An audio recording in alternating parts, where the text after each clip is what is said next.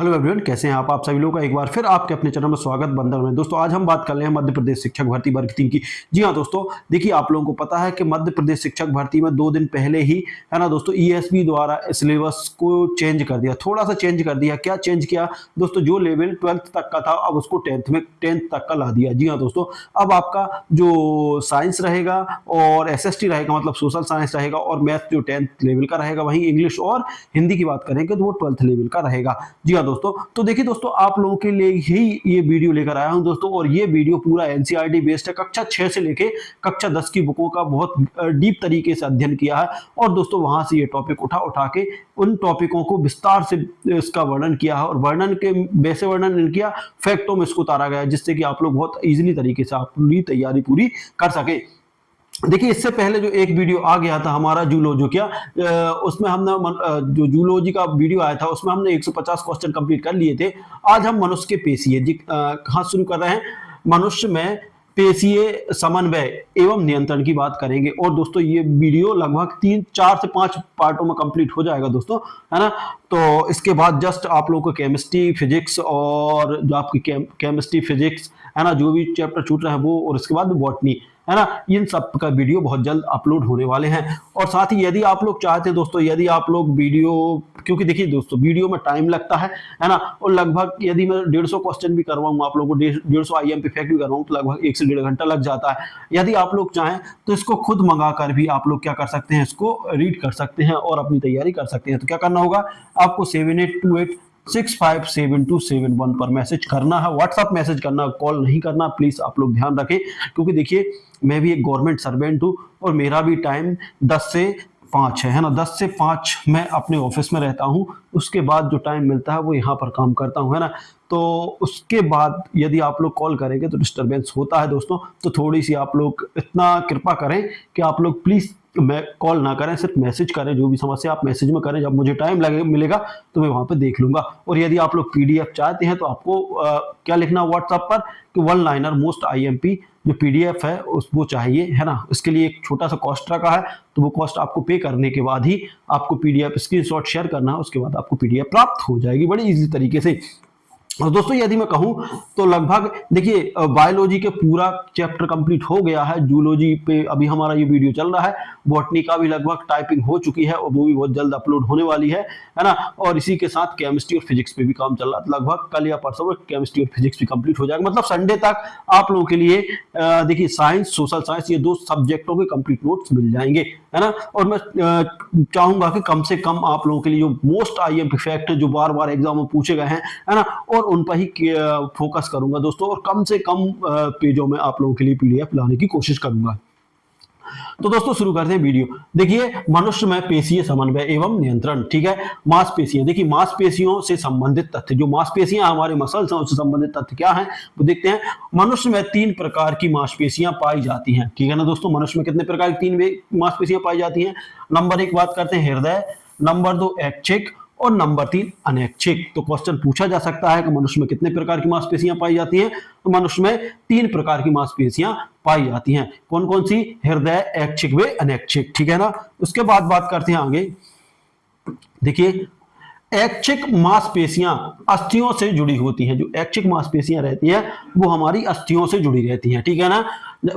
ऐच्छिक मांसपेशियों को धारीदार मांसपेशियां भी कहते हैं। क्वेश्चन पूछा जा सकता है कि ऐच्छिक मांसपेशियों को धारीदार कौन सी मांसपेशियां कहते हैं, या फिर धारीदार मांसपेशियां किन मांसपेशियों को कहा जाता है? तो दोस्तों ऐच्छिक मांसपेशियों को कहा जाता है, या जो ऐच्छिक मांसपेशियां किससे जुड़ी रहती है? डायरेक्ट हमारी अस्थि से जुड़ी रहती है ना।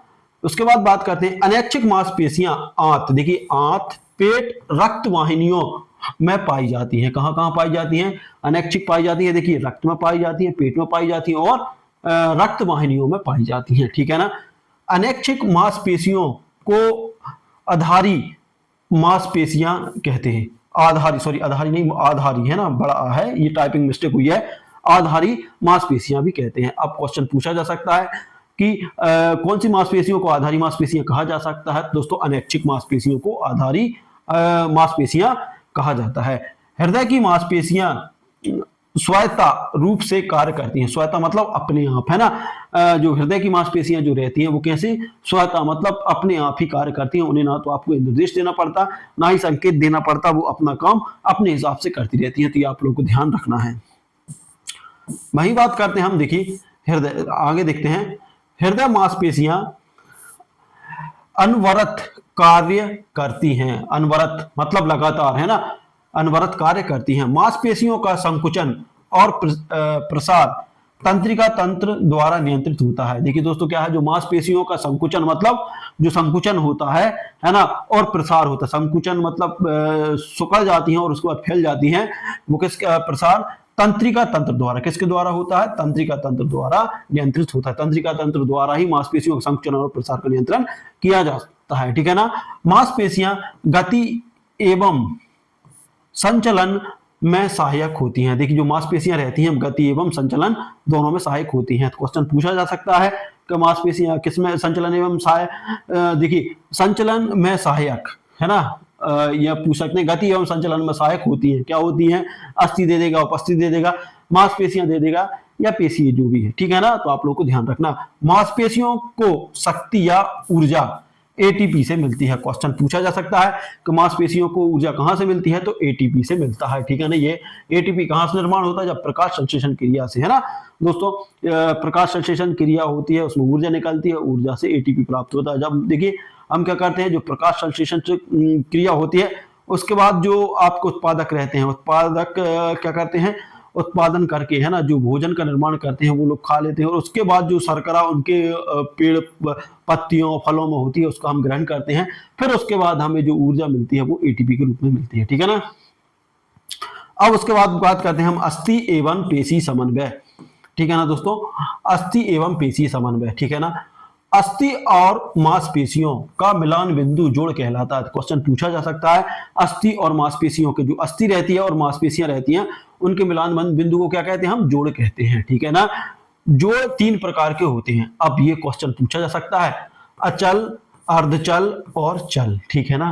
क्या होता है, जोड़ कितने प्रकार के होते हैं दोस्तों, 3 प्रकार के होते हैं, ठीक है ना। अचल, अर्धचल और चल, ठीक है ना। कंधे का जोड़ गोलाकार जोड़ है। देखिए जो कंधे का जोड़ होता है वो कैसा जोड़ है, गोलाकार जोड़ है ना। इसमें गोलाकार होता है, ठीक है ना। घुटना, घुटना की बात करते हैं हम, हिंग, घुटने को क्या बोलते हैं, हिंग या कड़ी जोड़ है ना। घुटने का जोड़ कैसा है, हिंग या कड़ी जोड़ है, मतलब एक उसके जैसा, है ना, एक पहिए के जैसा रहता है ना, उस कटोरी जैसा, ठीक है ना। खोपड़ी की हड्डियां अचल जोड़ से जुड़ी होती हैं। क्वेश्चन पूछा जा सकता है कि खोपड़ी की हड्डी किससे जुड़ी रहती है, कौन से जोड़ से, तो अचल जोड़ से जुड़ी रहती हैं, ठीक है ना। वही बात करते हैं, मांसपेशियां हड्डियों से टेंडन द्वारा जुड़ी रहती हैं। देखिए दोस्तों जो मांसपेशियां हड्डियों से कैसे जुड़ी रहती हैं, टेंडन द्वारा जुड़ी होती हैं, ठीक है ना। हड्डियों की गति लीवर की भांति होती है। जो हड्डियों की गति कैसी रहती है, जो लीवर रहता है उसके भांति रहती है, ठीक है ना। अस्थि पंजर मनुष्य के शरीर को आकृति और सहायता देता है, ठीक है ना, सॉरी सहारा देता है, ठीक है ना। जो अस्थि पंजर है वो क्या करता है, अस्थि पंजर मनुष्य के शरीर को आकृति मतलब एक निश्चित ढांचा, है ना, और सहारा मतलब हमें चलने फिरने खड़े होने में सहारा देता है, ठीक है ना। हड्डियों और मांसपेशियों का समन्वय मस्तिष्क और रीढ़ के द्वारा होता है, ठीक है ना। जो समन्वय है ना, जो हड्डियों और मांसपेशियों का समन्वय मतलब संचालन, सीधी बात हम ये करते हैं, मस्तिष्क और रीढ़ की हड्डी द्वारा इसका संचालन होता है, ठीक है ना। ये आप लोग को ध्यान रखना है। इसके बाद बात करते हैं आगे, रीढ़ की हड्डी गति नियंत्रण में सहायक है। जो रीढ़ की हड्डी रहती है वो गति के नियंत्रण में सहायक होती है, ठीक है ना। तंत्रिका तंत्र एवं नियंत्रण, अब हमारा अगला टॉपिक है तंत्रिका तंत्र और नियंत्रण की बात करें। तंत्रिका तंत्र पेशीय समन्वय का मुख्य नियंत्रक है, ठीक है ना। जो तंत्रिका तंत्र है जो पेशी समन्वय का क्या है दोस्तों, मुख्य नियंत्रक है, ये आप लोगों को ध्यान रखना है। अगला मस्तिष्क का लघु मस्तिष्क, देखिए मस्तिष्क का लघु मस्तिष्क संतुलन वे समन्वय नियंत्रित करता है। देखिए जो मस्तिष्क का जो लघु मस्तिष्क रहता है वो क्या कहता है, जिसे सेरिबेलम बोलते हैं, वो क्या क्या कहता है दोस्तों, जो लघु मस्तिष्क रहता है वो सेरिबेलम रहता है, या आप लोग याद रख ले, है ना। और सेरिबेलम से ही हम किसी चीज को याद करते हैं, तार्किक जो चीजें रहती है वो सोच सकते हैं, ये क्वेश्चन पूछा जा सकता है, ठीक है ना। मस्तिष्क का लघु मस्तिष्क जिसे सेरिबेलम कहते हैं संतुलन वे समन्वय नियंत्रित करता है, ठीक है ना। उसके बाद बात करते हैं लघु मस्तिष्क को संतुलन केंद्र कहा जाता है। देखिए संतुलन केंद्र कहा जाता है, क्वेश्चन पूछा जा सकता है मस्तिष्क के किस भाग को संतुलन केंद्र कहा जाता है, तो लघु मस्तिष्क या फिर सेरिबेलम, ये आप लोगों को ये भी याद रखना है, ठीक है ना। सेरिबेलम सोचने और निर्णय लेने में सहायक होते हैं। देखिए क्वेश्चन आ गया, सेरिबेलम क्या करता है, सोचने और निर्णय लेने में सहायक होता है कि हमें क्या करना है क्या नहीं करना, ठीक है ना। मेडुला ऑब्लोंगेंडा, ठीक है ना दोस्तों, मेडुला ऑब्लोंगेंडा अनैच्छिक क्रियाओं को नियंत्रित करता है। जो देखिए मेडुला ऑब्लोंगेंडा जो होता है, ऑब्लोंगेंडा अनैच्छिक क्रियाओं को नियंत्रित करता है, जो अपनी अनैच्छिक क्रिया रहती है उनको नियंत्रित करता है, ठीक है ना। वही बात करते हैं अगला, रिफ्लेक्स क्रियाएं रीढ़ की हड्डी द्वारा नियंत्रित होती हैं। जो रिफ्लेक्स क्रियाएं हैं वो रीढ़ की हड्डी द्वारा नियंत्रित होती हैं, ठीक है ना। मांसपेशियों की गति तंत्रिकाओं के आवेग से नियंत्रित होती हैं। जो देखिए जो मांसपेशियों की गति जो रहती है तंत्रिका में जो आवेग रहता है उससे नियंत्रित होती हैं। आप लोग ध्यान रखना है। सिनेप्स न्यूरॉन्स, देखिए सिनेप्स न्यूरॉन्स के बीच संदेश संचार का स्थल है। जो सिनेप्स है न्यूरॉन के बीच, जो हमारा हड्डी जाल रहता है ना, देखिए जो हमारी हड्डियां रहती हैं है ना, जो पेशी रहता है उनका क्या रहता है, यदि हम इकाई की बात करें तो न्यूरॉन रहता है, ठीक है ना। तो जो रहता है सिनेप्स जो रहता है न्यूरॉन के बीच संदेश संचार का स्थल है, मतलब न्यूरॉन के बीच में जो संदेश भेजाता है ना, संकेत भेजाता है वो कौन करता है, सिनेप्स करता है। ये आप लोगों को ध्यान रखना है, ठीक है ना। अगला है हमारा मोटर न्यूरॉन्स, मांसपेशियों तक आवेग पहुंचाता है। जो मोटर न्यूरॉन्स रहता है वो क्या करता है, मांसपेशियों तक आवेग पहुंचाता है ना। संवेदी न्यूरॉन है ना, मांसपेशियों की स्थिति का संदेश मस्तिष्क तक ले जाता है, ठीक है ना। जो क्या करता है, जो संवेदी न्यूरॉन रहते हैं वो क्या करते हैं, मांसपेशियों की स्थिति का संदेश, जो मांसपेशियों की जो स्थिति है उसका संदेश कहाँ, मस्तिष्क तक ले जाते हैं। अब बात आती है अगला जो टॉपिक है हमारा वो है समन्वय एवं नियंत्रण से जुड़े तथ्य। जो समन्वय और नियंत्रण से जुड़े तथ्य कौन कौन से हैं वो हम देखेंगे, ठीक है। पेशीय नियंत्रण के लिए मस्तिष्क और रीढ़ का मिला जुला कार्य आवश्यक है। देखिए जो पेशीय नियंत्रण रहता है उसके लिए मस्तिष्क और रीढ़ की हड्डी जो मिलकर कार्य करती हैं वो बहुत आवश्यकता है। देखिए दोस्तों यदि आप लोग चाहें तो इनका पीडीएफ बिल्कुल ले सकते हैं, क्योंकि देखिए दोस्तों ये मैं आप लोगों को भी पहले भी क्लियर कर चुका हूं, अब भी क्लियर कर दूं कि आप लोग वीडियो देखकर पूरा कंप्लीट नहीं कर पाएंगे, है ना। क्योंकि एक वीडियो, ये मैं मेरे चैनल की बात नहीं कर रहा, किसी भी चैनल पर जाएं तो आप देखिए दोस्तों आपको 10 फैक्ट पढ़ाएंगे और 1 घंटा आपका निकाल देंगे, पता भी नहीं चलेगा आपका कैसे 1 घंटा निकल जाएगा, है ना। ये सभी के साथ होता है। तो आप लोग बाकायदा पीडीएफ लें और पीडीएफ से आप अच्छे से तैयारी करें। खासतौर पर साइंस पर मैं इसलिए जोर दे रहा हूँ क्योंकि देखिए 30 नंबर की साइंस आनी है और 20 नंबर की आपकी सोशल साइंस आनी है। ये दो सब्जेक्ट स्कोरिंग है, आप एनसीए स्कोर कर सकते हैं जिनमें इनमें दोनों में से मतलब 50 नंबर में जो मार्क्स हैं आप उनमें से यदि मान लो 40 प्लस जो स्कोर कर गया वो समझ ले अपनी नौकरी पक्की मान ले, है ना। तो ये आप लोग ध्यान रखें। देखिए अगला क्वेश्चन है, ऐच्छिक गति मस्तिष्क के नियंत्रण में होती है। जो ऐच्छिक गति रहती है वो मस्तिष्क के नियंत्रण में क्या होती है, मस्तिष्क के नियंत्रण में होती है, ठीक है ना। अनैच्छिक गति जैसे हृदय की धड़कन, पाचन स्वतः होती हैं। जो अनैच्छिक रहती हैं वो कैसी होती है दोस्तों, जैसे हृदय की धड़कन, जो हृदय की धड़कन है वो अनैच्छिक है, ठीक है ना। पाचन की क्रिया भी अनैच्छिक है, आप चाहो मत चाहो पाचन होना है तो होना है, हृदय की धड़कन चलना है तो चलना है, आप नहीं भी चाहोगे तो भी चलेंगी दोस्तों, है ना। वही स्वतः होती हैं, अपने आप होती हैं।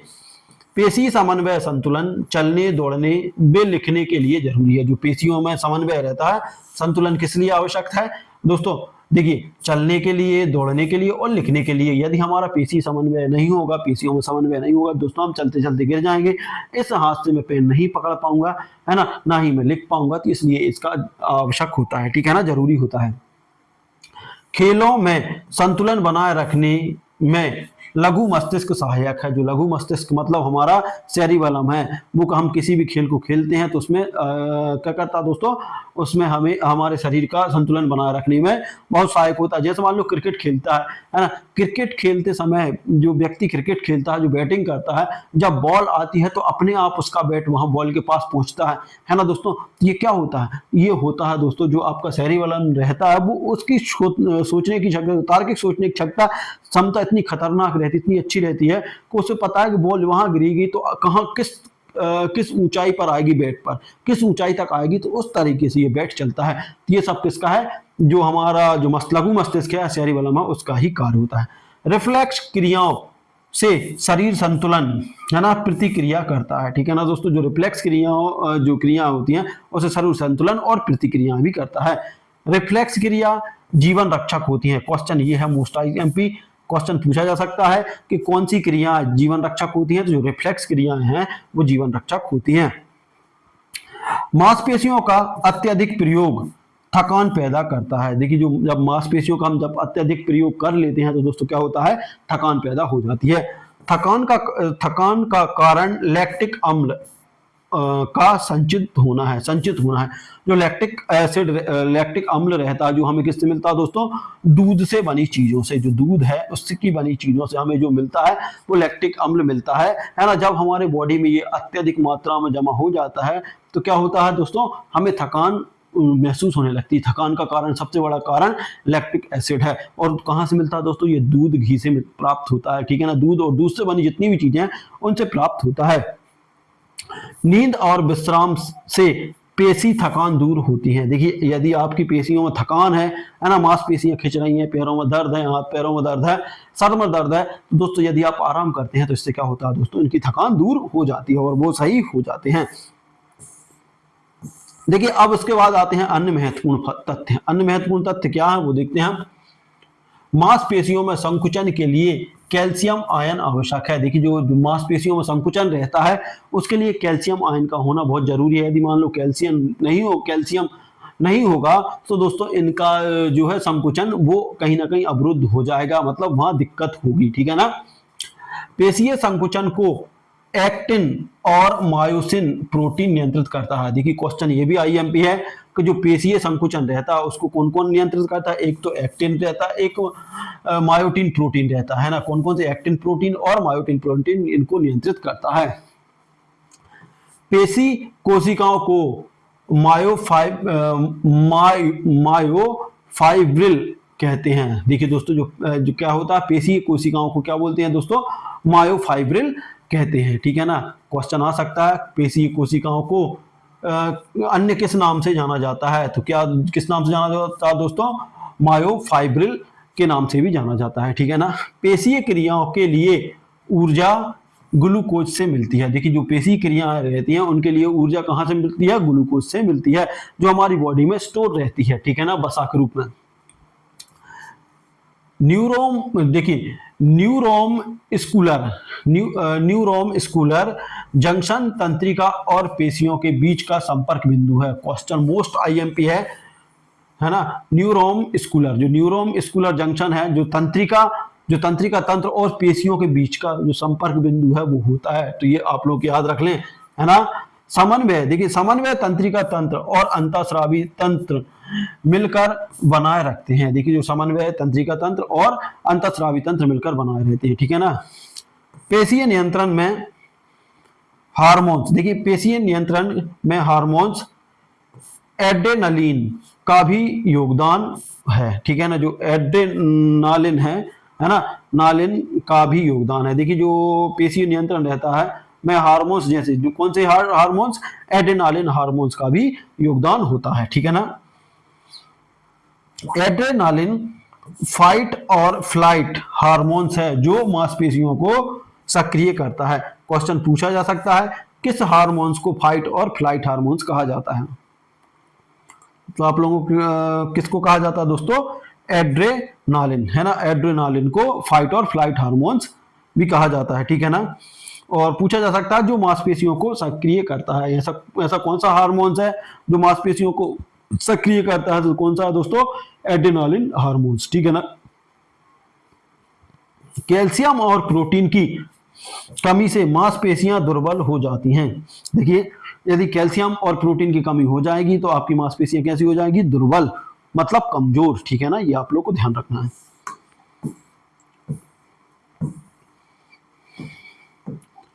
योग और व्यायाम पेशीय समन्वय और नियंत्रण को बेहतर बनाते हैं। यदि आप योग और व्यायाम करते हैं दोस्तों, तो जो आपका पेशीय समन्वय है उसको क्या करते हैं, नियंत्रण और समन्वय को, नियंत्रण को बेहतर बनाते हैं, मतलब इनके नियंत्रण को बेहतर बनाया जा सकता है। मनुष्य में अंतःस्रावी तंत्र, देखिए अंतःस्रावी तंत्र है, उसके बारे में हम सामान्य तथ्य की बात करते हैं। तो सामान्य तथ्य क्या है अंतःस्रावी के? अंतःस्रावी ग्रंथियां नलिका विहीन ग्रंथियां होती हैं। देखिए जो अंतःस्रावी ग्रंथियां होती हैं वो नलिका विहीन ग्रंथियां होती हैं। यह अपने स्राव सीधे रक्त में छोड़ती हैं। देखिए जो अंतःस्रावी ग्रंथि रहती हैं अपने जो स्राव बनाती है, जो भी हार्मोन्स रहते हैं वो सीधे रक्त में छोड़ती है, ठीक है ना। इन ग्रंथियों से स्रावित पदार्थ को हार्मोन्स कहते हैं। देखिए दोस्तों इन ग्रंथियों से, जो अंतःस्रावी ग्रंथि रहते हैं उनसे जो हार्मोन पदार्थ बनते हैं उन्हें क्या बोलते हैं? हार्मोन्स। और अंतःस्रावी क्या करती है ग्रंथियां, जो भी हार्मोन्स बनाती है वो सीधे कहाँ छोड़ती है? रक्त में। ये क्वेश्चन पूछा जा सकता है कि ऐसी कौन सी ग्रंथियां जो सीधे हार्मोन्स को रक्त में छोड़ती हैं, तो कौन से हैं दोस्तों? अंतःस्रावी ग्रंथियां। हार्मोन्स शरीर में बहुत कम मात्रा में कार्य करते हैं। देखिए जो हार्मोन्स रहते हैं वो शरीर में बहुत कम मात्रा में कार्य करते हैं। हार्मोन्स को रासायनिक संदेश वाहक कहते हैं। ये क्वेश्चन मोस्ट आईएमपी है ना। क्या है दोस्तों, आप लोग नोट करते हैं जो मैं आप मोस्ट आईएमपी कह रहा हूं, है ना। हार्मोन्स को रासायनिक संदेश वाहक कहते हैं। जो हार्मोन्स रहते हैं उसको क्या बोलते हैं दोस्तों? रासायनिक संदेश वाहक कहते हैं। हार्मोन शरीर के देखिए चयापचय, है ना, जो हार्मोन्स है, हार्मोन शरीर के चयापचय क्रियाओं को नियंत्रित करते हैं। क्वेश्चन पूछा जा सकता है चयापचय क्रियाओं को कौन नियंत्रित करता है दोस्तों? हार्मोन्स नियंत्रित करता है, ठीक है ना। तंत्रिका तंत्र व अंतःस्रावी तंत्र मिलकर शरीर का नियंत्रण करते हैं। देखिए तंत्रिका तंत्र है और अंतःस्रावी तंत्र, जो दोनों मिलकर शरीर का क्या करते हैं? नियंत्रण करते हैं। हार्मोन्स का प्रभाव दीर्घकालीन हो सकता है। देखिए दोस्तों जो हार्मोन्स का प्रभाव कैसा रहता है? दीर्घकालीन। जैसे आप लोगों ने देखा होगा कि हार्मोन्स क्या होता है कि पीढ़ी दर पीढ़ी भी चला जाता है। जैसे मान लो आप में जो चीजें हैं वो हो सकता है आपके बच्चों में भी, यदि आपके बाल चले गए होंगे तो हो सकता है आपके बच्चे के भी चले जाए। तो ये पीढ़ी दर पीढ़ी तक क्या हो सकता है? कार्य कर सकता है, मतलब दीर्घकालीन हो सकता है, ठीक है ना।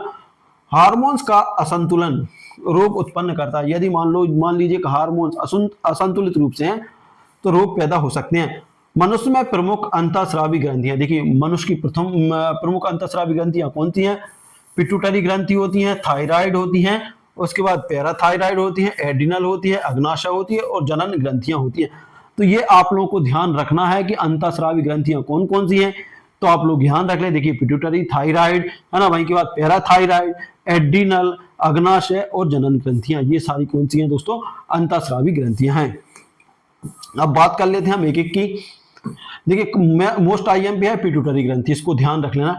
पिट्यूटरी ग्रंथि मस्तिष्क के आधार में होती है। जो मस्तिष्क रहता है उसके आधार में, मतलब नीचे होती है ना। इसे मास्टर ग्लैंड भी कहते हैं। क्वेश्चन पूछा जा सकता है कि किस ग्रंथि को मास्टर ग्लैंड कहा जाता है, मास्टर ग्रंथि कहा जाता है? जो पिट्यूटरी ग्रंथि रहती है उसको, है ना। कोशिका का पावर हाउस किसे कहते हैं दोस्तों? तो माइटोकॉन्ड्रिया। ऐसे इसको याद रखना है ना, कि पिट्यूटरी ग्रंथि को क्या कहते हैं? इसे मास्टर ग्लैंड या मास्टर ग्रंथि कहते हैं।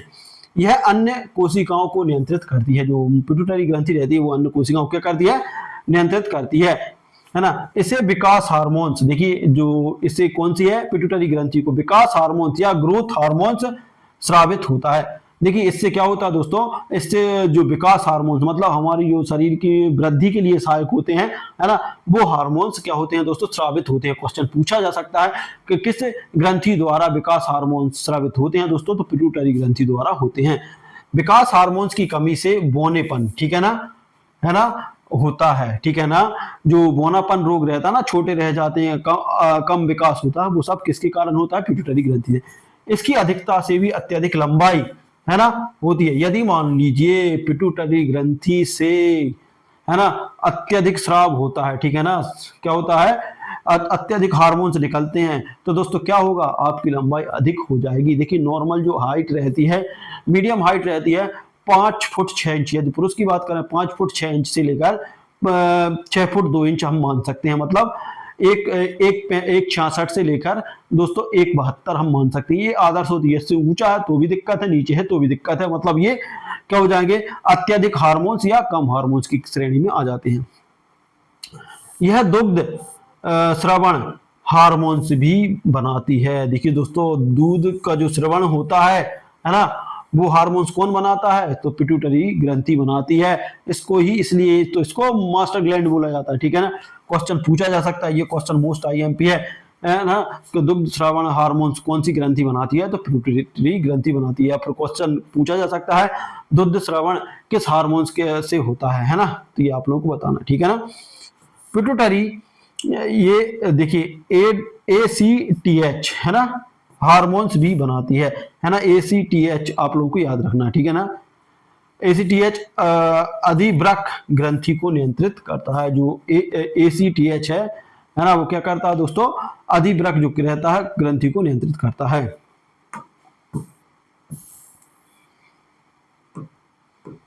यह THS हार्मोन्स का स्रवण करती है जो थायराइड को सक्रिय करता है, ठीक है ना। इसके बाद बात करते हैं हम, अगला है हमारा थायराइड ग्रंथि। देखिए अभी हमने पिट्यूटरी ग्रंथि, अब थायराइड ग्रंथि के बारे में।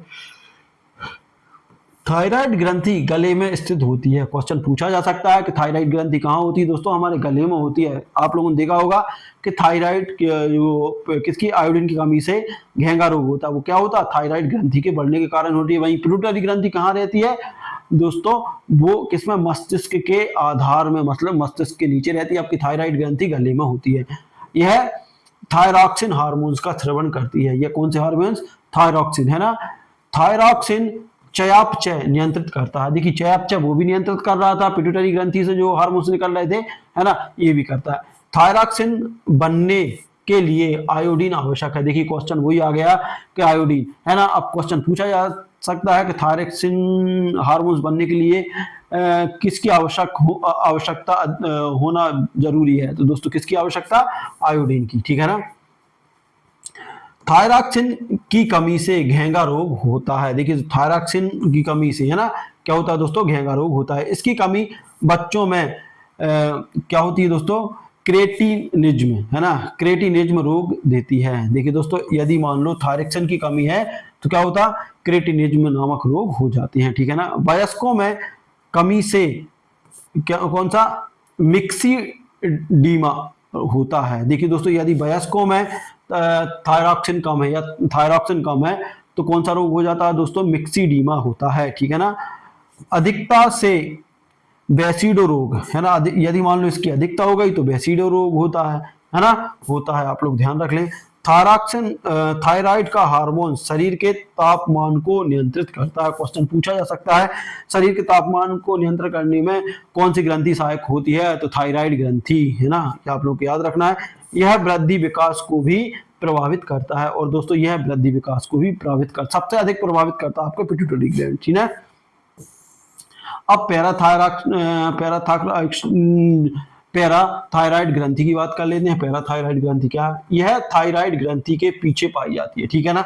यह पैराथायराइड ग्रंथि के पीछे पाई जाती है। अब क्वेश्चन याद रख लो, पिट्यूटरी ग्रंथि कहाँ पाई जाती है दोस्तों, मस्तिष्क के आधार में, है ना। थायराइड ग्रंथि कहाँ पाई जाती है दोस्तों, थायराइड की बात करते हैं तो ये गर्दन के यहाँ पाई जाती है, ठीक है ना। और पैराथायराइड ग्रंथि जो रहती है ग्रंथि के पीछे, जो पैराथायराइड ग्रंथि ये कहाँ पाई जाती है, थायराइड ग्रंथि के पीछे पाई जाती है, ठीक है ना।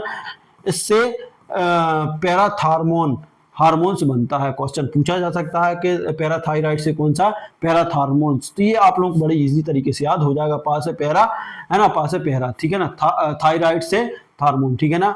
यह रक्त में कैल्शियम स्तर नियंत्रित करता है। देखिए क्या होता है, जो पैराथायराइड जो ग्रंथि रहती है वह क्या करती है, रक्त में कैल्शियम के स्तर को नियंत्रित करता है, ठीक है ना। देखिए पैराथार्मोन, है ना, की अधिकता से हड्डियां कमजोर हो जाती हैं। यदि मान लो अधिकता में पैराथार्मोन है तो दोस्तों क्या होगा, इसमें हड्डियां कमजोर हो जाती हैं। कमी से रक्त में कैल्शियम घटकर टिटनी रोग होता है। देखिए क्वेश्चन पूछा जा सकता है कि टिटनी रोग किसके कारण होता है, तो थायराइड, ठीक है, थायराइड ग्रंथि इसके कारण होता है, पैराथायराइड ग्रंथि के कारण होता है ना। कौन से हार्मोन्स के कारण होता है दोस्तों, हार्मोन्स की कमी से होता है ना। यह फास्फोरस संतुलन बनाए रखता है। और जो थायराइड है, पैराथायराइड, वो क्या करता है दोस्तों, फास्फोरस को संतुलन बनाए रखता है। यह हड्डियों और दांतों के निर्माण में सहायक होता है। क्वेश्चन पूछा जा सकता है कि हड्डियों और दांतों के निर्माण में कौन सा हार्मोन सहायक होता है, तो हार्मोन्स, ठीक है ना। पैराथायराइड का कार्य पिट्यूटरी हार्मोन से नियंत्रित होता है, ठीक है ना।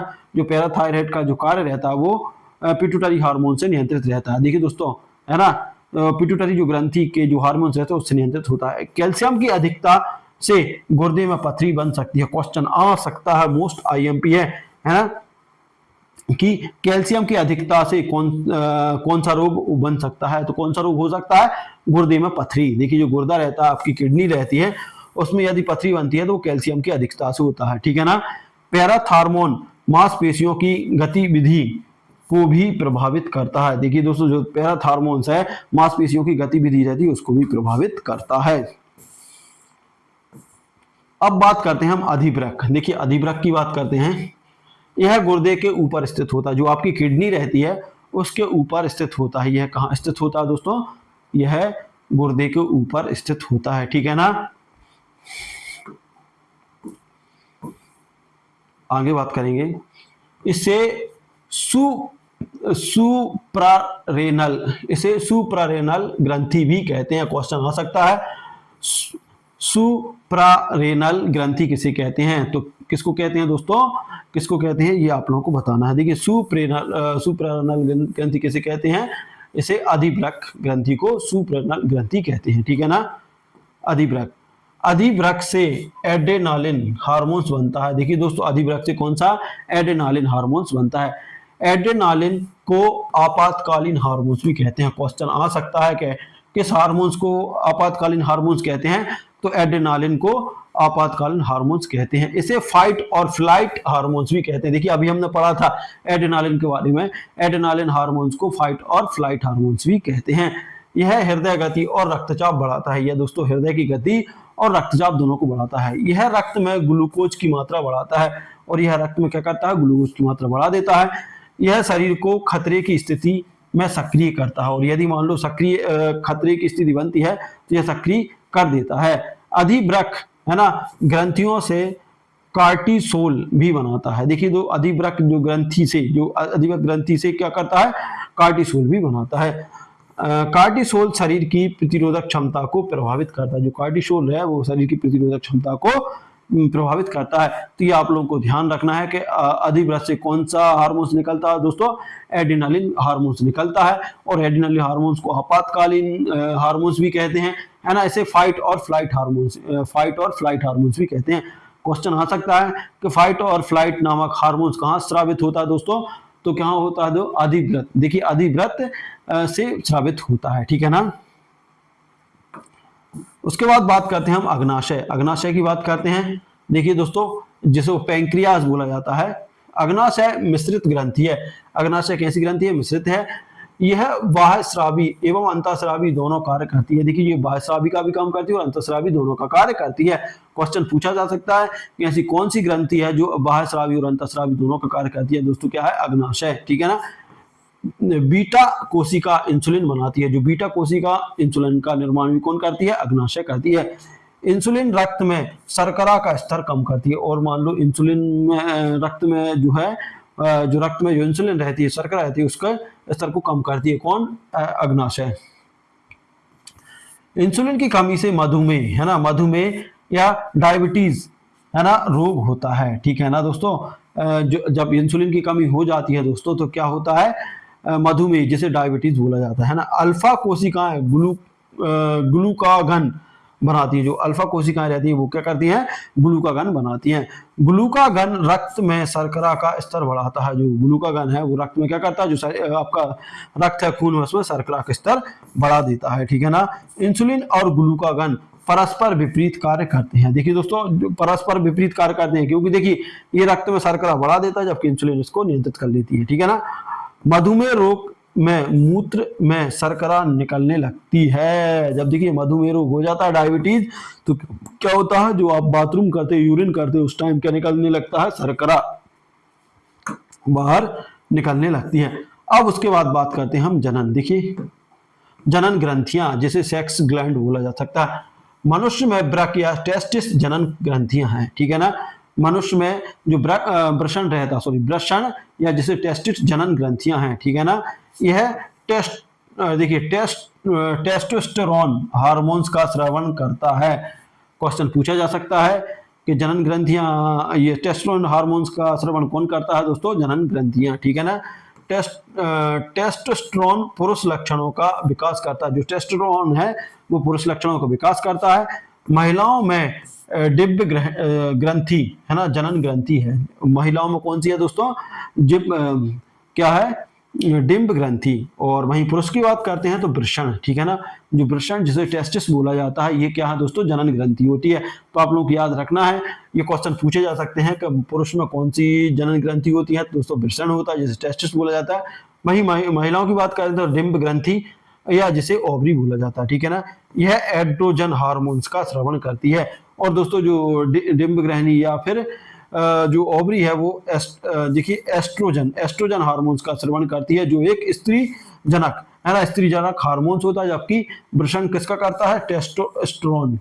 देखिए टेस्टोस्टेरोन का हार्मोन्स का स्रावन करती है, जो एक पुरुष लक्षणों का विकास करता है, ठीक है ना। जबकि एस्ट्रोजन जो हार्मोन्स रहता है वो स्त्री गुणों का विकास करती है।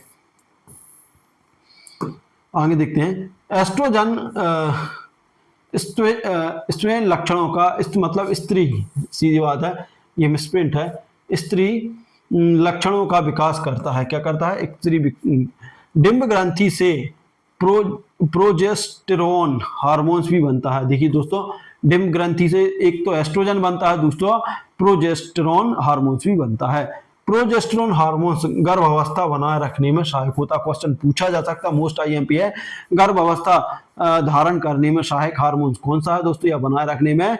प्रोजेस्टेरोन है ना। टेस्टोस्टेरोन मांसपेशियों की वृद्धि करता है। जो टेस्टोस्टेरोन हार्मोन्स है वो मांसपेशियों की वृद्धि करता है, ठीक है ना।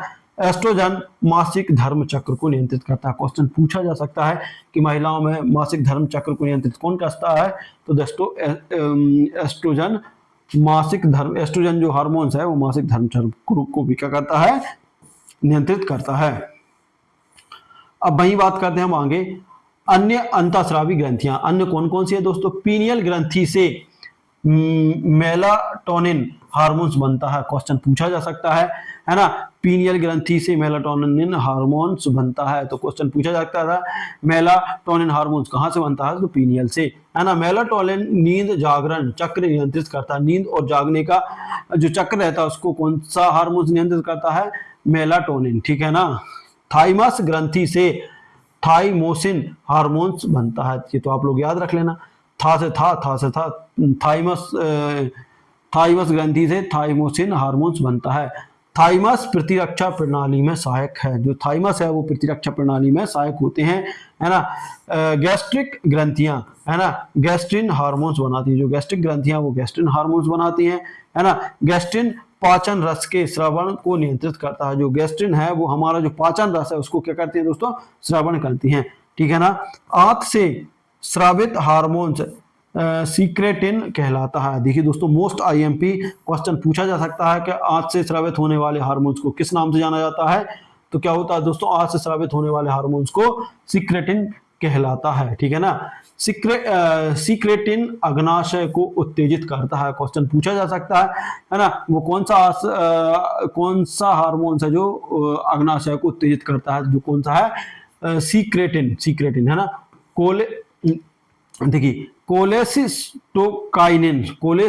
कोलेस्टोकाइनिन पित्ताशय को उत्तेजित करता है। क्वेश्चन याद रखना है, जो पित्ताशय रहता है उसको उत्तेजित कौन करता है दोस्तों? कोलेस्टाइकाइनिन, ठीक है ना। रेनिन हार्मोन्स रक्तचाप को नियंत्रित करता है, और रेनिन जो हार्मोन्स है वो रक्तचाप को नियंत्रित करता है। वहीं हम इसकी बात करते हैं रोग व असंतुलन। थायरॉक्सिन की कमी से घेंगा रोग होता है। जो थायरॉक्सिन है उसकी कमी से घेंगा रोग होता है। इंसुलिन की कमी से मधुमेह रोग हो सकता है। देखिए यहाँ क्वेश्चन एक बनने की पूरी उम्मीद है। वृद्धि हार्मोन्स की कमी बौनापन, है ना। वृद्धि हार्मोन्स की अत्यधिकता विशालकायपन होता है, ठीक है ना। एड्रेनलिन की अत्यधिकता से उच्च रक्तचाप होता है, ठीक है ना। पैराथार्मोन्स की कमी से टिटनी रोग होता है ना। प्रोजेस्टेरोन की कमी से क्या होता है? प्रोजेस्टेरोन की कमी से गर्भपात हो सकता है ना। एस्ट्रोजन की कमी से मासिक धर्मचक्र गड़बड़ हो सकता है। देखिए दोस्तों, जिस स्त्री या महिला के या फिर लड़की के जो मासिक चक्र या पीरियड्स गड़बड़ हो जाते हैं उसमें किसकी कमी होती है दोस्तों? एस्ट्रोजन की कमी। कार्टिसोल की अधिकता से कुशिंग सिंड्रोम होता है। कुशिंग सिंड्रोम क्वेश्चन पूछा जा सकता है, कार्डियोसिल की कमी से क्या होता है, कुशिंग सिंड्रोम होता है।